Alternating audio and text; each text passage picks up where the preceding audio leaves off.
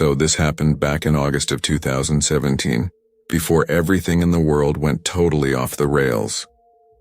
I was 19 at the time. It was one of those summers where it felt like every single day melted into the next. No school, no real job, just this weird, restless feeling like I needed to do something. Go somewhere. My friend Morgan had the same itch. One day she texted, "Let's get out of town. Camp somewhere remote. No phones, no people. Just us and the trees." I was all in. So was Jamie, Morgan's cousin, and Jamie's roommate Eli. I barely knew Eli, but he seemed all right. Quiet. Always had headphones in. Then there was Harper, this guy Morgan had just started seeing. She said they met through a mutual friend. Later I found out it was a dating app, but that's not super important. Except actually it kind of is. There were 6 of us total, including Tyler, my older brother. He offered to drive one of the cars because mine was a beat-up hatchback that barely made it up hills. We picked a spot we found online, a little-known place called Black Hollow Lake. It was tucked deep in the woods of Pennsylvania. No official campgrounds. No rangers, just wilderness, a lake, and a few faded trails that barely showed up on GPS. It was supposed to be perfect. We left at 2 a.m., hoping to get there by sunrise. 2 cars, gear packed to the brim. Tyler drove the first car. Me, Morgan, and Harper in the back. Jamie, Eli, and Morgan's dog Scout were in the second car behind us. The beginning of the drive was normal. We were playing music, laughing, eating gas station snacks.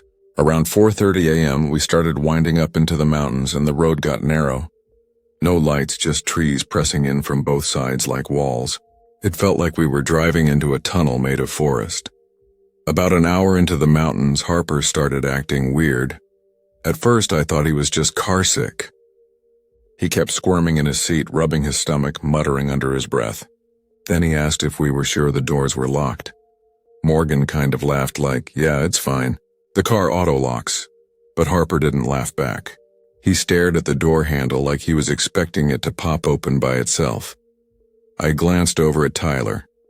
He raised an eyebrow in the rearview mirror but didn't say anything. A few minutes later, Harper leaned forward and said, "I think I'm gonna puke. Can you pull over?" Tyler offered to stop at the next wide spot, but Harper cut him off and said, "There's a dirt road up ahead. Take that. It'll be safer." That gave me a bad feeling. Like, how would he even know that? Tyler hesitated, but Harper kept insisting. "It's just up here on the right," he said. "It leads to a creek or something. I've been here before." I didn't believe him. Still, Tyler pulled over at this narrow, overgrown path that barely looked like a road. Jamie called us from the second car, asking what we were doing. Tyler said we were taking a quick break. Harper felt sick. The dirt road was tight, branches scraping both sides of the car. We crawled along at 5 miles per hour. It was so dark. Even with our headlights on, all we could see were tree trunks and fog. Morgan leaned over to me and whispered, "Why do I feel like we're not going to make it out of here?" I forced a laugh, but I felt it too. Finally, Harper said, "Stop here." And before the car even came to a full stop, he jumped out and ran straight into the woods. Gone. No flashlight. No phone light. Just gone. We sat there waiting. 1 minute, 2, 5. Nothing. I got out and called his name. My voice bounced back at me through the trees. No sound except the wind and the buzzing of bugs. Then the dog in the second car, Scout, started barking like crazy. Not the "I saw a squirrel" bark.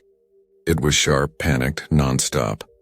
I turned to look behind us, and that's when I saw them. 3 people stepped out of the trees on the left.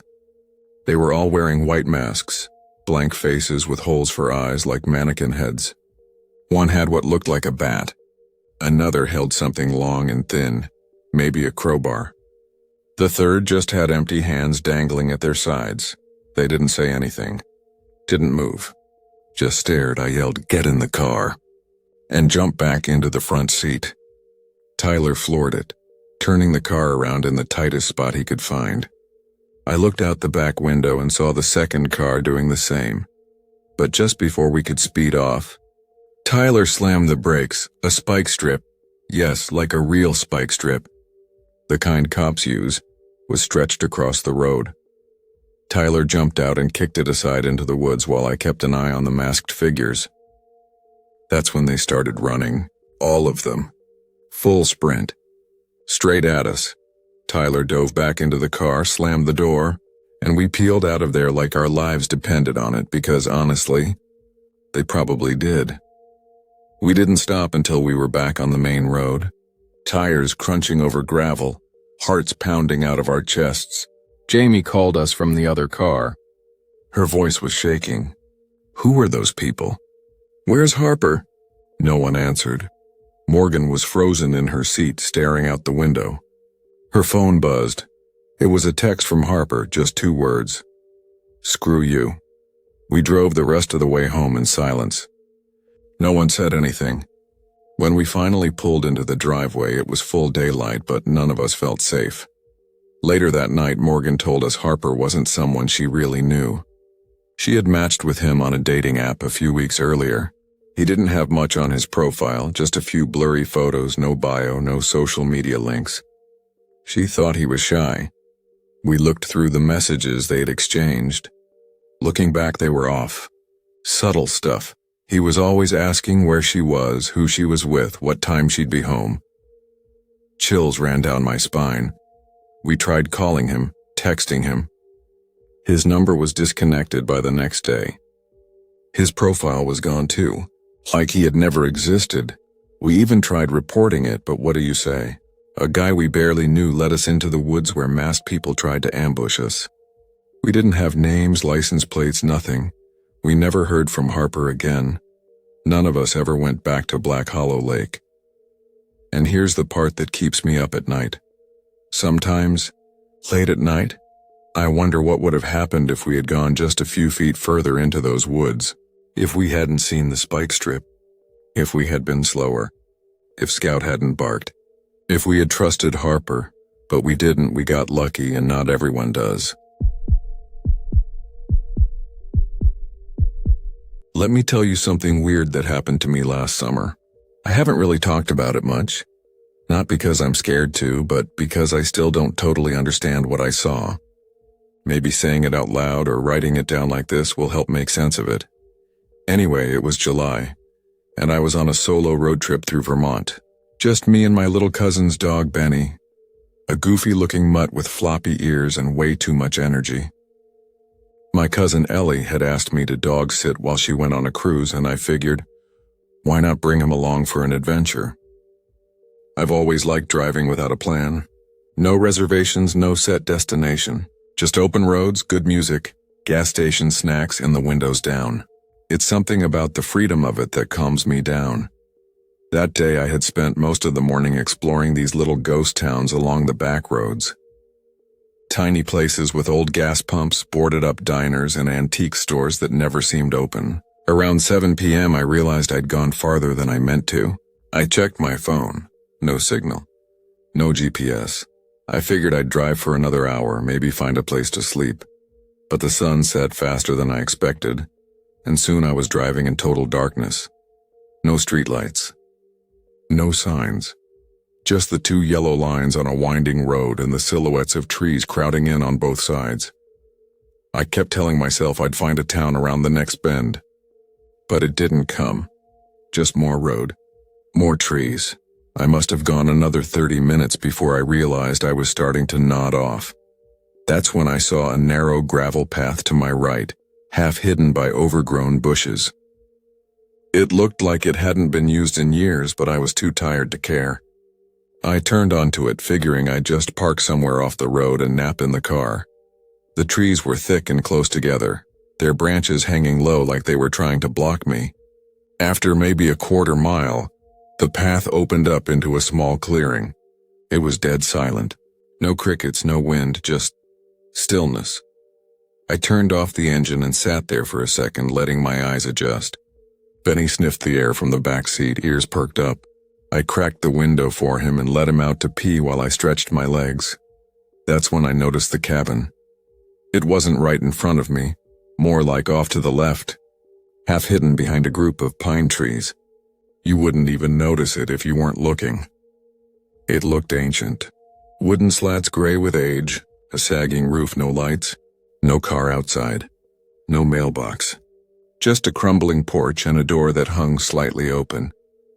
It didn't look like anyone lived there, but I still felt a little weird being parked so close. I told myself it was fine. I wasn't trespassing exactly, I wasn't even on the property. I just needed a few hours of sleep and then I'd be gone. I called Benny back inside, locked the doors, and pushed my seat back. He curled up on the passenger seat, still watching the cabin through the windshield. I tried to ignore the uneasy feeling in my gut and closed my eyes. Sometime later, I'm not sure how long, I woke up to this low rumbling sound. At first I thought it was a car driving past, but there was no road nearby. It was Benny. He was growling, not barking, not whining, just this steady low growl that made my skin prickle. His body was tense, eyes locked straight ahead. I sat up slowly and looked out the front window. That's when I heard it. Footsteps, crunching softly through the dried leaves and gravel outside. Not running, just walking, slow, deliberate. One step. Pause. Another step. Closer. Then came this awful sound. A long, drawn-out scratching noise. Like metal dragging across something hard. The hairs on the back of my neck stood up. I flicked on the headlights. And that's when I saw him. A man, if you can call him that, was standing just a few feet from the front of my car. He was tall, way taller than normal. His limbs looked stretched like someone had pulled them too far. His clothes were ragged, just an old coat, torn jeans, no shoes. His head hung to one side and his face, God, his face, it was pale, almost gray. His eyes were wide and glassy like he hadn't blinked in years. And he was smiling.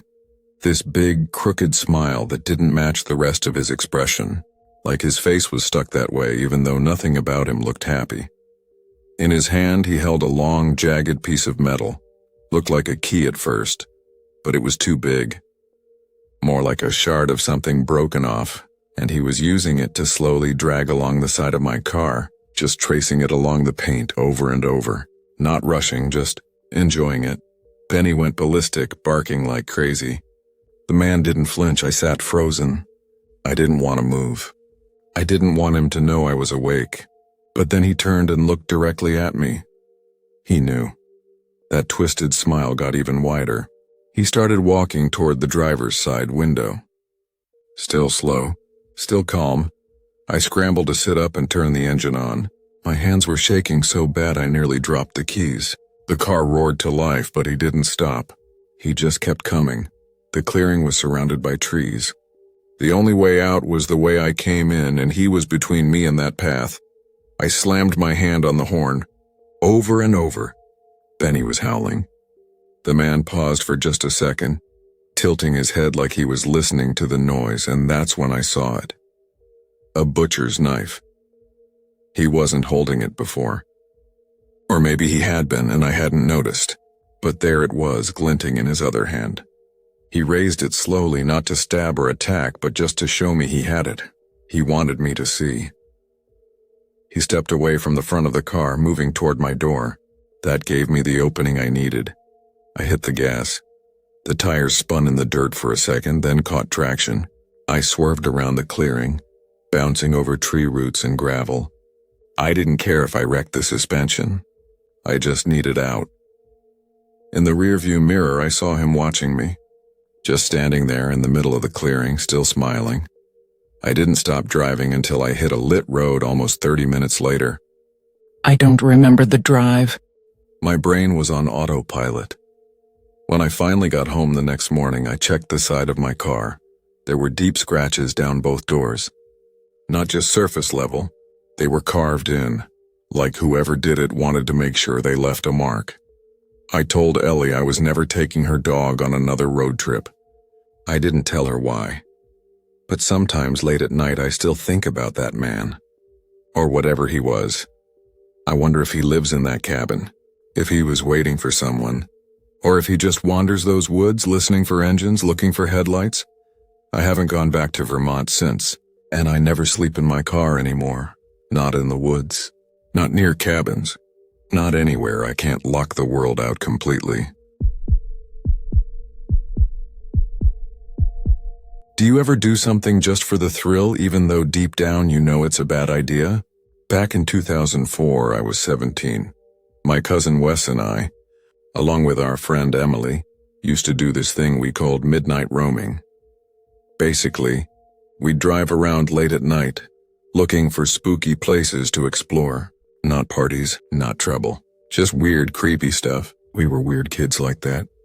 We lived in a little town called Red Hollow, New Hampshire. A blink and you miss it place buried deep in the woods. The kind of town with one gas station, a shuttered movie theater, and lots of nothing in between. No malls, no fast food, not even a Walmart. Just pine trees, narrow roads, and that low hum of quiet that starts to feel alive if you sit with it too long. There was this cemetery a few towns over, Briar Ridge. Real old. Half the stones were cracked or sunken into the dirt. People said it was haunted, which of course meant we had to go. We'd been out there a couple of times before. Brought a cheap camcorder, snapped some grainy photos, tried to catch orbs or voices or whatever. Never got much. Just raccoons and shadows. Still, it gave us something to do. But this one night? Yeah, this night was different. It started like always. Wes picked me up in his rust-colored Ford Taurus around 1:30 in the morning. Emily was already in the back seat, bundled in a hoodie, sipping from a thermos of way too sweet gas station coffee. We were all hyped up and laughing about nothing in particular. I brought the good flashlight this time. Emily said, "If a ghost pops out, I'm gonna blind it. You do realize ghosts don't have eyes, right?" I joked, settling into the passenger seat. "Then I'll blind you, Mike, problem solved." We hit the road with music low and windows cracked. The air was sharp, one of those fall nights where it smells like wet leaves and wood smoke. The kind of night where everything feels a little off, like the air's holding its breath. The road to Briar Ridge took us down Route 74, this long winding stretch through thick woods and abandoned farms. No lights, no signs, no houses. Just trees pressing in from both sides like they were watching. We were maybe 15 minutes in when we saw headlights behind us. At first, no big deal. Just another late-night driver. But then they started getting closer. "Way closer, Wes," Emily said, leaning forward between the seats. "I see him," he said, squinting in the mirror. The car behind us got so close I couldn't even see the hood. Just two high beams swallowing us whole. Wes tapped the brakes, hoping they'd back off. Instead, they slowed too. Same distance, like they were glued to us. Then their headlights cut out. Gone. Just like that. I felt the chill crawl up my arms. We were doing what, 40? And they were still behind us in the dark. No lights, no way to see. And yet they were keeping pace like it was nothing. "What the hell?" Wes muttered. He sped up. 50, 60. The car stayed behind us. Lights still off, then, flash. The headlights snapped back on, bam, right behind us again. I turned to look but still couldn't make out the driver or even the car. Just this feeling like we were being followed by something that didn't want to be seen. They turned the lights off again. Emily let out a small, nervous laugh. "This is some Jeepers Creepers crap." We were going 65 on a pitch-black forest road, and the only sound was our tires on the cracked asphalt and the occasional crunch of leaves under the wheels. The car behind us flickered their headlights back on, then off again. On, off, always ending up just a few feet behind us. We didn't say much after that. Just sat in that awful, heavy silence, like the kind that wraps around your chest and squeezes. Finally, the cemetery gate came into view. An old iron archway barely wide enough for a car to fit through. We turned in, gravel crunching under the tires as Wes pulled into the overgrown parking loop and killed the engine. The car that had been following us didn't turn in. It just kept driving. We sat there staring out the back window trying to convince ourselves it was over. Probably just some idiot messing around, right? Still, our nerves were fried. But we'd come all this way, so we got out anyway. Flashlights on, cameras ready. The cemetery stretched out in front of us. Rows and rows of crooked headstones half swallowed by weeds. We weren't even 5 minutes into walking when a new pair of headlights cut through the trees behind us. "Is that the same car?" Emily whispered. Wes cursed under his breath. "I don't know, maybe." The car didn't move. Just sat there at the edge of the lot, engine off, lights beaming directly at our parked Taurus. Then the driver's side door opened. Out stepped a tall man in a hoodie and jeans. Couldn't see his face and too far away. Then the passenger door opened. Another man got out. Both of them wore Halloween masks. One grinning skull, the other a blank white face like a mannequin, and both of them had something in their hands. Pipes? Crowbars? I don't know. Just heavy dark shapes that gleamed under the headlights. "Get down," Wes hissed, and we all dropped behind a large tombstone, our backs pressed to the cold stone. I could hear my own heartbeat, could hear Emily breathing hard through her nose, trying not to sob. The two men walked up to our car. Flashlights in hand, they started peering into the windows, trying the doors, then bang! One of them slammed something against the driver's side window. Another hit. Then the sound of glass shattering. I wanted to run, but where would we go? The forest was too thick, too dark. They'd hear us, chase us. And what if there were more of them out there? The white mask guy climbed halfway into the car and started messing with the dashboard. The other one stood guard, spinning slowly in a circle, scanning the woods with his flashlight. It felt like we were hiding from animals. Predators. Something wrong. They stayed there for what felt like forever. 15, 20 minutes.